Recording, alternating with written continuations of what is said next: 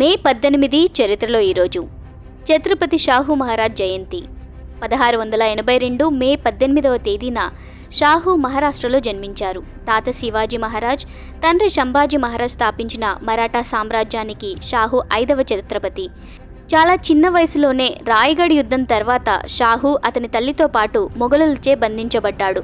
1707లో ఔరంగజేబ్ మరణం తర్వాత కొత్త మొఘల్ చక్రవర్తి బహదూర్ షా ద్వారా షాహూ విడుదలయ్యాడు. షాహూ పాలనలో మరాఠా అధికారం, ప్రభావం భారత ఉపఖండంలోని అన్ని మూలలకు విస్తరించింది. షాహూ పాలనలో రఘుజీ భోస్లే సామ్రాజ్యాన్ని తూర్పు వైపు విస్తరించి ప్రస్తుత బెంగాల్కు చేరుకున్నాడు. ఖండేరావు దాభాడే తర్వాత అతని కుమారుడు దీనిని పశ్చిమ దిశగా గుజరాత్ వరకు విస్తరించారు. తర్వాత పేష్వా బాజీరావు, అతని ముగ్గురు నాయకులు ధార్ నుంచి పవార్, ఇండోర్ నుంచి హోల్కర్, గ్వాలియర్ నుంచి సింధియా దీనిని ఉత్తరం వైపుకు విస్తరించారు. ఛత్రపతి షాహూ డిసెంబర్ 15, 1749లో షాహూనగర్లో మరణించారు. షాహూ చిన్న పెద్ద ఆడ మగ తేడా లేకుండా అందరికీ తండ్రిగా రక్షకుడుగా ఉండేవాడని ఆయన గురించి చెప్తారు.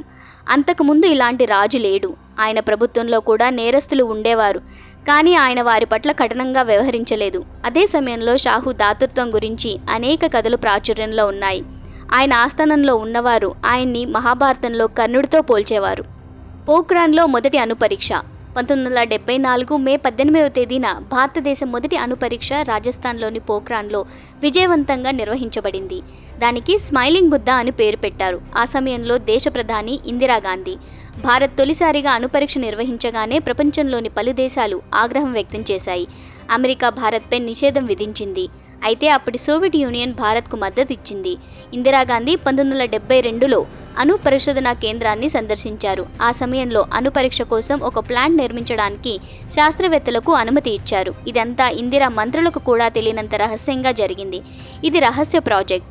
75 మంది శాస్త్రవేత్తలు, ఇంజనీర్లతో కూడిన ఈ ప్రాజెక్టు కోసం ఒక పెద్ద బృందం పనిచేసింది. వారంతా 7 సంవత్సరాలు కష్టపడి పనిచేసి అప్పుడు భారతదేశం మొదటి అణుపరీక్ష విజయవంతంగా నిర్వహించేట్లు చేశారు. అదే సమయంలో భారతదేశం మొదటి అణుపరీక్షలో 2 శాస్త్రవేత్తలు ముఖ్యమైన పాత్ర పోషించారు. రాజా రామన్న, పీకే అయ్యంగార్లు. రామన్న ఈ ప్రాజెక్ట్ హెడ్ కాగా ఈ అణ్వాయుధాన్ని పీకే అయ్యంగార్ రూపొందించారు. ఆపరేషన్ స్మైలింగ్ బుద్ధ తర్వాత 1998లో భారత్ మరో 5 అణుపరీక్షలను నిర్వహించింది. ఇందులో 3 మే 11, మిగతా 2 మే 13న జరిగాయి. అప్పటి ప్రధాని అటల్ బిహారీ వాజ్పేయి నేతృత్వంలో ఈ పరీక్షలు జరిగాయి. ఈ అణుపరీక్షకు ఆపరేషన్ శక్తి అని పేరు పెట్టారు. ఎల్టీటీఈ చీఫ్ ప్రభాకరన్ హతం. 2009 మే 18వ తేదీన శ్రీలంక వేర్పాటువాద సంస్థ ఎల్టీటీఈ చీఫ్ ప్రభాకరన్ చంపబడ్డాడు. దీంతో పాటు శ్రీలంక ప్రభుత్వం కూడా ఈ సంస్థను రద్దు చేస్తున్నట్లు ప్రకటించింది. వేలుపిళ్ళై ప్రభాకరన్ ప్రమాదకరమైన ఉగ్రవాదిగా ప్రపంచానికి పరిచయం. ఆయన 1976లో లిబరేషన్ టైగర్స్ ఆఫ్ తమిళ ఈళం అనగా ఎల్టీటీఈని స్థాపించాడు. భారత మాజీ ప్రధాని రాజీవ్ గాంధీ హత్య కేసులో దోషిగా పరిగణించబడుతున్న సంస్థ ఇదే. శ్రీలంకకు చెందిన ఈ వేర్పాటువాద సంస్థ తమిళులకు ప్రత్యేక దేశం డిమాండ్తో ఏర్పడింది. 1987లో శ్రీలంకలో ఎల్టీటీఈ ఉగ్రవాదులు పెరిగిపోతున్న నేపథ్యంలో భారత్ తన సైన్యాన్ని పంపింది. దీని కారణంగా ఎల్టీటీఈ భారతదేశానికి వ్యతిరేకంగా మారింది. 1990లో శ్రీలంక నుండి ఇండియన్ పీస్ కీపింగ్ ఫోర్స్ ఉపసంహరించుకున్న వెంటనే ఈ సంస్థ రాజీవ్ గాంధీని హత్య చేసింది. 2009లో వేలుపిళ్ళై ప్రభాకరన్ శ్రీలంక సైన్యం హతమార్చింది. దీంతో అక్కడ ఉగ్రవాదానికి కారణమైన ఎల్టీటీఈ కూడా అంతమొందింది. సినీ నటి రీమా లాగు మరణం. భారతీయ సినీ నటి రీమా లాగు 2017 మే 18వ తేదీన ముంబైలో మరణించారు.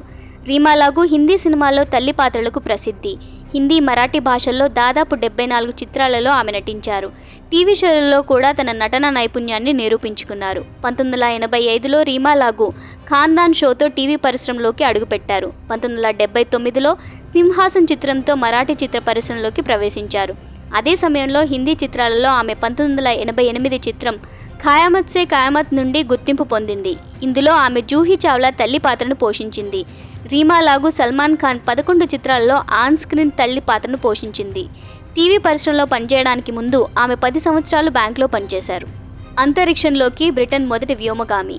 1991 మే 18వ తేదీన బ్రిటన్ మొదటి వ్యోమగామి హెలెన్ షెర్మన్ అంతరిక్షంలోకి వెళ్లారు. 27 ఏళ్ల హెలెన్ సోవియట్ సోయూజ్ అనే స్పేస్ క్యాప్సూల్లో కజకిస్తాన్ నుండి బయలుదేరింది.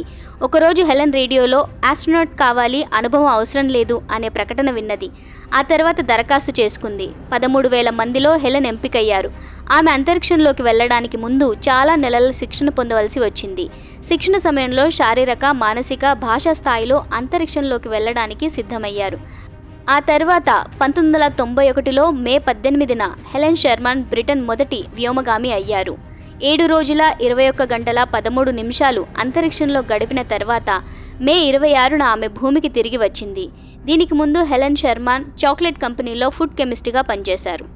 మే 18న అంతర్జాతీయ మ్యూజియం దినోత్సవాన్ని ప్రపంచవ్యాప్తంగా జరుపుకుంటారు. మ్యూజియం దినోత్సవాన్ని జరుపుకోవాలనే ఆలోచనతో ఇంటర్నేషనల్ కౌన్సిల్ ఆఫ్ మ్యూజియంస్ ముందుకు వచ్చింది. 1977లో ఈ దినోత్సవాన్ని జరుపుకోవడం ప్రారంభించింది. ఈ రోజున ప్రపంచంలోని వివిధ దేశాలు తమ దేశంలో మ్యూజియంల ప్రాముఖ్యత గురించి అవగాహన కల్పించడానికి కార్యక్రమాలను నిర్వహిస్తాయి. ఇంటర్నేషనల్ కౌన్సిల్ ఆఫ్ మ్యూజియంస్ అనేది చారిత్రక, మతపరమైన, సాంస్కృతిక ప్రాముఖ్యత కలిగిన వస్తువులను సంరక్షించడమే దాని ప్రధాన విధి. దీనికి ప్రపంచవ్యాప్తంగా 31 అంతర్జాతీయ కమిటీలు ఉన్నాయి. అంతేకాకుండా విలువైన వస్తువుల అక్రమ రవాణాను నిరోధించేందుకు కూడా ఇది పనిచేస్తుంది. ఇది అత్యవసర పరిస్థితుల్లో మ్యూజియంలకు సహాయం కూడా అందిస్తుంది.